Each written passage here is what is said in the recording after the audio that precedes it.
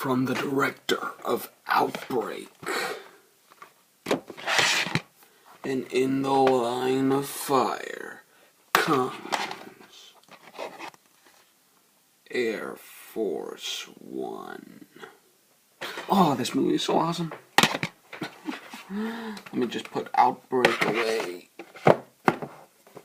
But the director I am talking about is Wolfgang Petersen.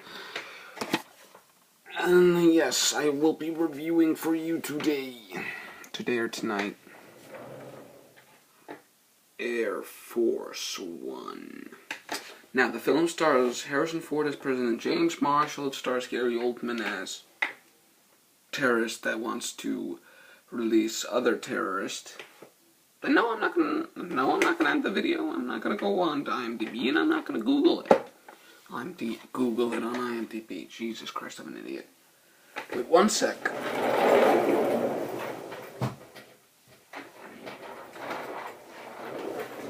Now, Air Force One is basically one of the better Die Hard ripoffs out there. And now, like cliffhangers, Die Hard on a Mountain, Air Force One is one of the better Die Hards on a Plane. It's better than Executive Decisions. This one isn't at least boring. But, as I said, Harrison Ford plays the president, Gary Oldman plays the terrorist trying to take over, and what was her name? Glenn Close plays the vice president. Now, basically, what happens is that a group of highly trained soldiers goes to overtake this guy called Rostov, and in the process of doing so, they kill almost every guard in his villa, but they make it. So, and at a reception speech, President James Marshall, his speech, which was basically supposed to be, "We got him, yay, let's drink and get shit-faced."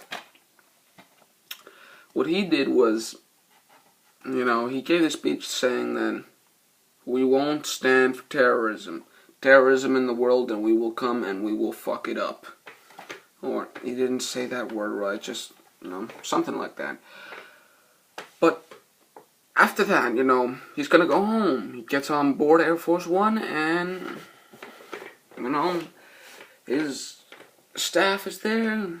There's a news crew, a Russian news crew is aboard. Everything is just dandy. Then what happens is basically that that a guy aboard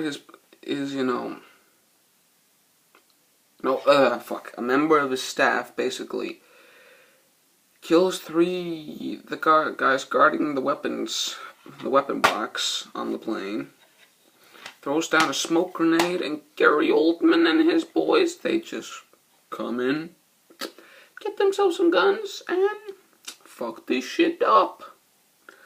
I mean, they just kill every fucking buddy. And the Secret Service guys, they managed to hold them off, going and they managed to get Harrison Ford to a pod, the pod aboard Air Force One that basically, it was an escape from New York. And you don't remember the pod in Escape from New York that Donald Pleasance got into?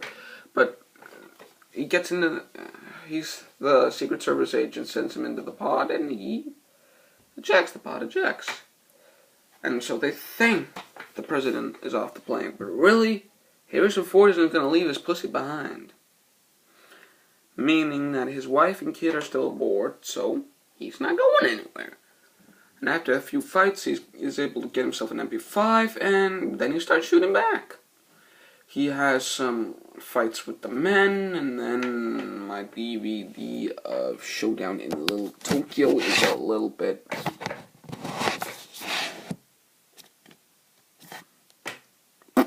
something, but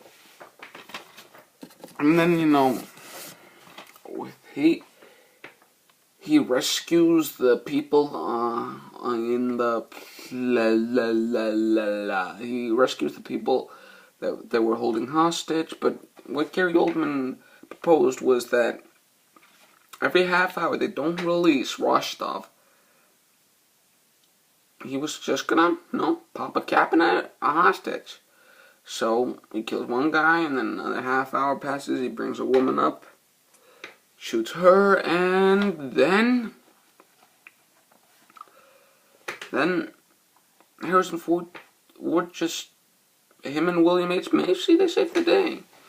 They get together, get some people together, and they get the fuck out of there, really. They're able to fucking get some parachutes and get almost everybody off there, except for William H. Macy, the traitor, and one other guy. Now they're in the cockpit, and Gary Oldman basically explains that he was going to let him go. He said that he was going to let him go, but then he says, I lied. So Harrison Ford cuts himself loose, fucks his shit up, and they have a little fight, basically ending that he's fighting Gary Oldman, and he basically goes, get off my plane, and just throws him out of there, or basically just kicks him in, and, pulls his chute, and he ejects out of there. He gets strangled and gets out of there. Now, this DVD has a commentary by Wolfgang Petersen, it was okay, and a pop-up trivia feature that I didn't look at. Oh well.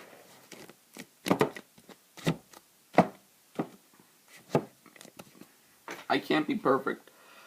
But really, this is a kind of a two-parter of a video.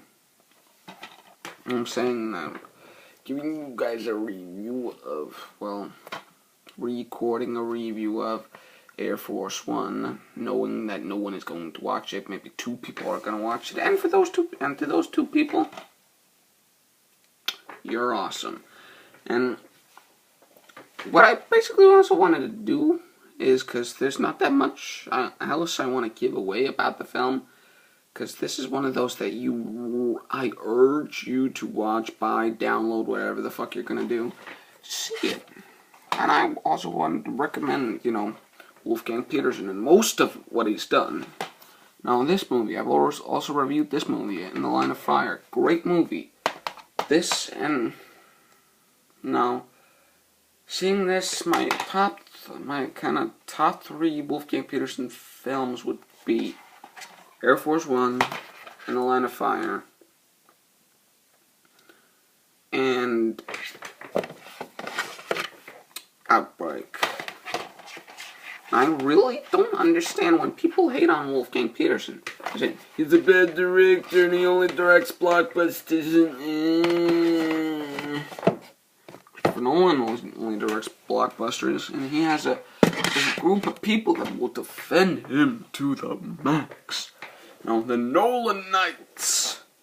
Just assholes that think that fucking The Dark Knight is The Dark Knight and The Batman Begins and Dark Knight Pisses are the best movies ever made. Well, no, man. The Avengers was a fuck ton better.